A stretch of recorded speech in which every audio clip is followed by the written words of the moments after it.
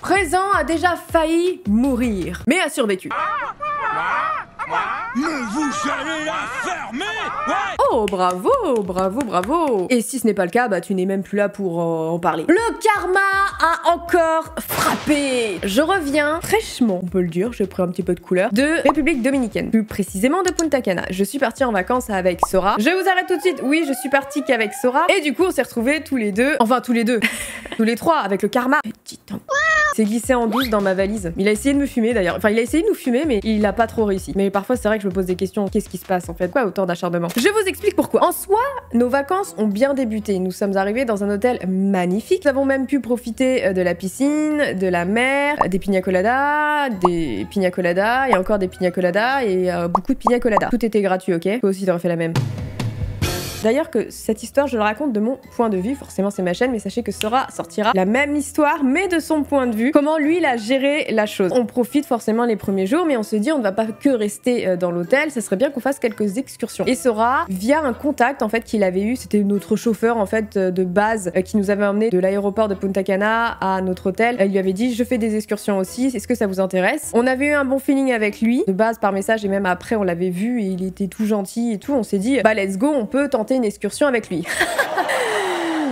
Méfiez-vous des gens qui ont l'air très gentils. Tout ce qui est excursion, beaucoup d'agences en proposent. Plein de gens, il y a plein d'organismes qui proposent et tout. Et tu as une chance sur 40 de tomber sur une bonne organisation. Forcément, le karma qui s'était glissé dans ma valise et qui a sûrement pris l'avion en classe business, ce petit bâtard, nous a dit vous allez vous faire entuber. Vous allez vous faire entuber.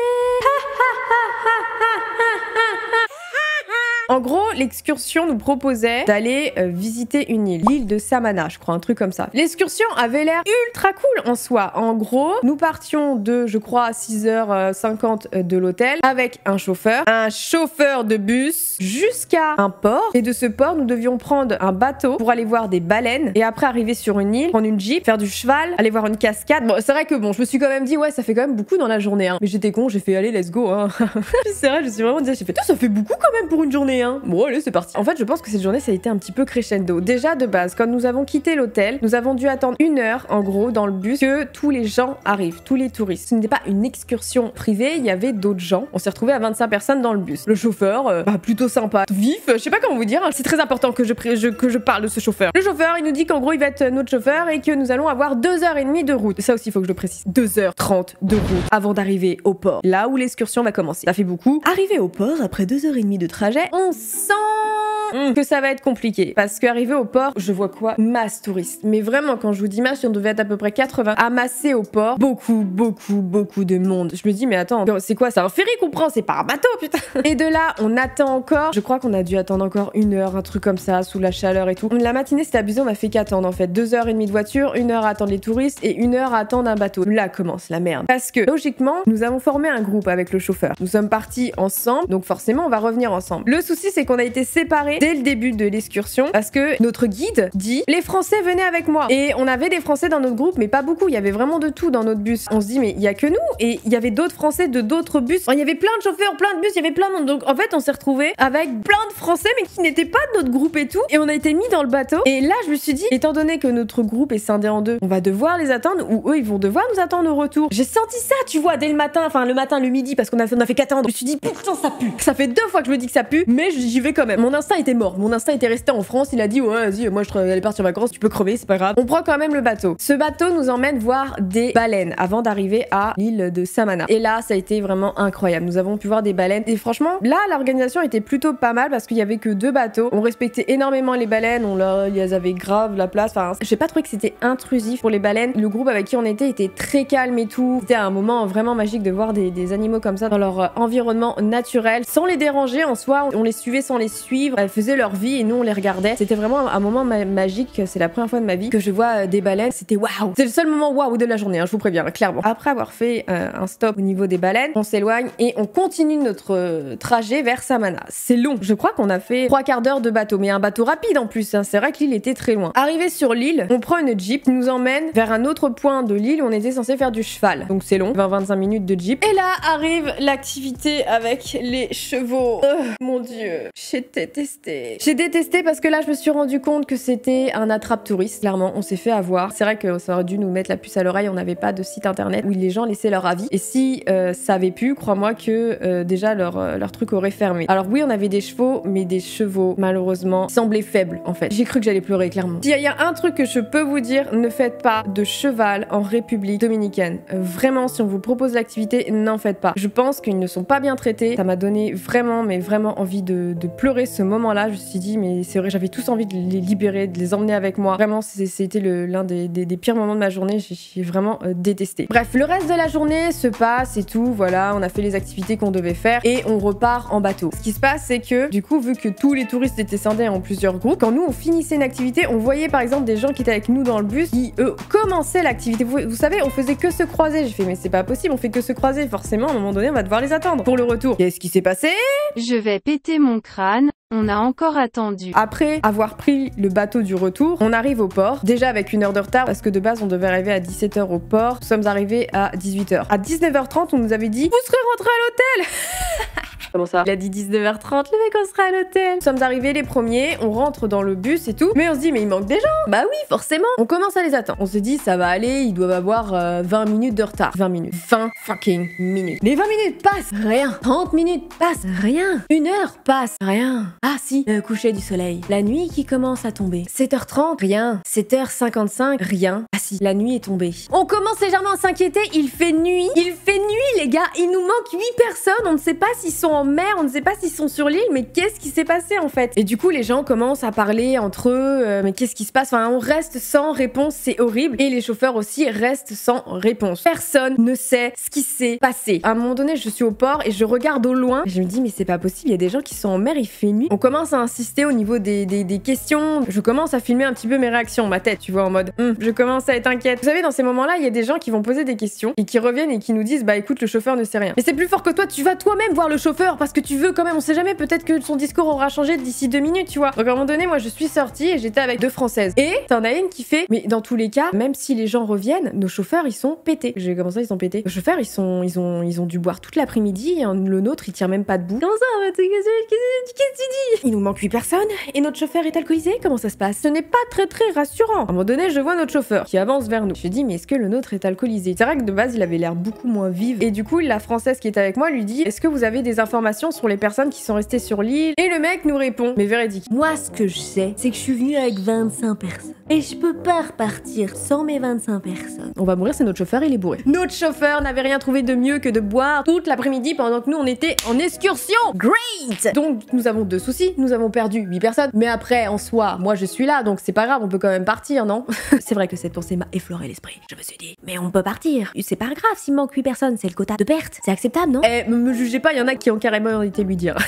Bon, en mettant les formes. Mais bon, bref, le chauffeur ne cessait de répéter qu'il ne pouvait pas partir sans les 25 personnes, même si elle ne savait pas où elles étaient. Donc du coup, le temps passe. Là, il fait nuit. Il fait clairement nuit. Les lumières dans la rue commencent à s'éteindre et on est des putains de touristes près d'un port où il y a quelques personnes, un bar avec des gens et tout qui nous regardent. Je commence à flipper ma mère parce que on est avec un autre chauffeur alcoolisé et on ne sait pas quand est-ce qu'on va partir. Je n'avais pas de 4G, je n'avais pas du tout internet, je n'avais pas de data en fait pour pouvoir utiliser mon téléphone sans wifi. Je ne pouvais rien faire. Je commence à parler avec Sora de qu'est-ce qu'on fait et tout. Sora qui envoie un message à sa copine lui disant est-ce que tu peux nous booker un taxi? On l'a réveillée la pauvre en panique, on était stressés, on ne pouvait même pas se géolocaliser en fait, on n'avait pas de map et tout, on disait juste on est au niveau de ce port là et tout, mais c'était un délire franchement. On a des gueules de touristes aussi, c'est limite venez nous raqueter quoi. Et là, vers à peu près 21 h, qui on voit débarquer? Oh, nos 8 survivants! On est arrivé entre 18 h et 18 h 30, on va dire de 18 h 30 à 21 h, pratiquement 21 h, on a attendu, sans nouvelles. Et ça m'a fait péter les plombs. Personne en communication, un délire, mais vraiment un délire. On ne savait rien, on était sans rien, aucune nouvelle pendant autant de temps.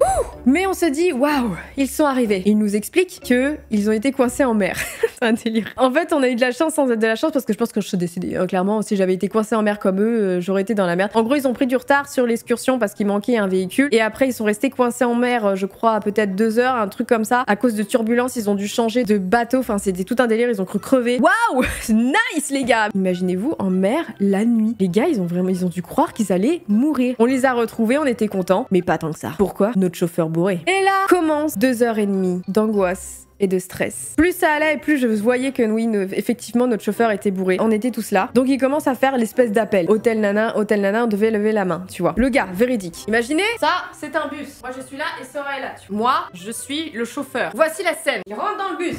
Hôtel Mélia. Il sort du bus. Il re-rentre 5 minutes après. Hôtel Mélia. Il sort. Il re-rentre 10 minutes après. Hôtel Mélia. J'ai pété un câble et j'ai fait mais putain mais oui ça fait 3 fois que tu nous demandes. Il était pété, il était complètement torché. Toutes les 5 minutes il revenait, il nous demandait si c'était bien le même hôtel frère. Je me suis dit on va conduire avec un mec comme ça. Let's go la mort. Allez levez tous les mains dans le bus, nous allons mourir. C'était clairement ça. Et je crois de toute ma vie je n'ai jamais été autant stressée et angoissée sur une aussi longue durée. Mais vraiment j'ai passé 2h30 comme ça.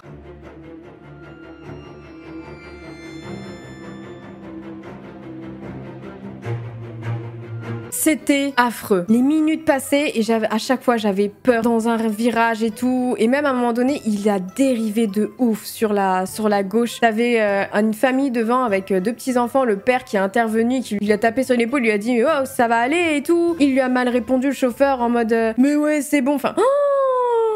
Mon Dieu, mais je vous jure, horrible d'être dans un pays que tu ne connais pas avec un chauffeur bourré, tu ne connais pas la route, tu ne peux rien faire. J'ai jamais été aussi concentrée sur la route de toute ma vie alors que je ne conduisais pas. Ça me rassurait de me dire je suis concentrée alors que si on se plantait, je me plantais, j'avais pas le choix en fait. C'est horrible de se dire qu'une personne, une tierce personne, a ta vie entre ses mains. Tu ne peux rien faire. Ça me fume. À un moment donné, je me suis même dit, ça m'a traversé l'esprit. La vie, sinon tu prends le volant. T'as jamais conduit de bus de ta vie. Tu connais pas du tout les routes République Dominicaine. Mais vas-y, écoute, foutu pour foutu. Mais je vous jure, j'ai jamais autant stressé, mais c'était affreux. C'est très drôle parce qu'on voit les caractères entre Sora et moi sont totalement différents. La façon de gérer le stress et l'angoisse. Que moi, j'étais focus pendant 2h30. Et Sora, à côté, était en train de parler à un jeune couple et tout. Et moi, j'étais là à côté. J'ai fait au moins 15 000 AVC, bon, oui, ça c'est sûr. Hein. 15 000 AVC, on m'a ressuscité, je suis revenue à la vie, on m'a appelé Jésus, après je suis remorte, enfin bref, c'était abusé quoi. Mais ce n'est pas tout. Encore. Je pense que la vie a vraiment voulu nous assassiner. À un moment donné, alors qu'on roulait, je ne sais pas pourquoi, cette épreuve a été mise sur notre chemin. À un moment donné, on roule. Et là, un espèce de bus plus petit que nous se met à notre portée. Il se met à notre portée, mais ne double pas. Le mec regarde le chauffeur et tempère. On fait qu'est-ce qu'il veut? Il commence à se mettre devant, et met les warnings et ralentit. Et là, madame, je me fais 15 000 scénarios dans ma tête. Putain, ils ont repéré qu'on était des touristes. Ils veulent nous voler. Ils veulent voler mon argent. Prenez mon argent, prenez mon iPhone, je m'en fous, mais laissez-moi rentrer à l'hôtel. J'ai fait, mais c'est une blague. J'ai eu peur aussi, j'ai eu vraiment peur. Je me suis dit, mais qu'est-ce que nous veulent ces mecs? Donc le chauffeur double. Déjà, il est bourré, putain. Il se met à doubler, il se remet devant. Les mecs ralentissent, recommencent, se remettent à côté de nous et nous redoublent et mettent les warnings pour qu'on freine. Ils voulaient qu'on se stoppe, mais je ne sais pas pourquoi. J'ai juste entrevu un mec à l'arrière rigoler. Et moi, j'ai pas rigolé du tout en fait. Mais mec, non, je rigole pas. Je vais t'emplâtrer. Ta tête va finir vraiment dans des chiottes, mais vraiment, la chasse d'eau, ça sera ta tête en fait si t'arrêtes pas tout de suite quoi. Non, en vrai, j'étais comme ça. C'était horrible, mais vraiment horrible. Ils ont fini par lâcher l'affaire et je ne sais pas, ça reste un mystère. Je pense qu'ils ont juste voulu s'amuser, on était samedi soir. Pour eux, c'est, je sais pas, il avait peut-être regardé Fast and Furious, il s'est dit vas-y, je suis Vince Diesel, youhou, yeah, yes, my life. Bref, je trouve que le chauffeur, même si t'es bourré, il a quand même bien réagi, il ne les calculait pas trop en fait. Il traçait en gros, enfin tracer sans trop tracer en fait. Mec, t'es bourré. 10h du soir, toujours dans le bus. On roule tant bien que mal et tout. Et chose aussi intéressante à souligner, imaginez-vous que rien ne va dans votre tête. Vous avez peur, vous êtes angoissé, stressé, vous avez peur pour votre vie, vous risquez de mourir, et que paradoxalement, vous ayez une musique qui vous ambiance.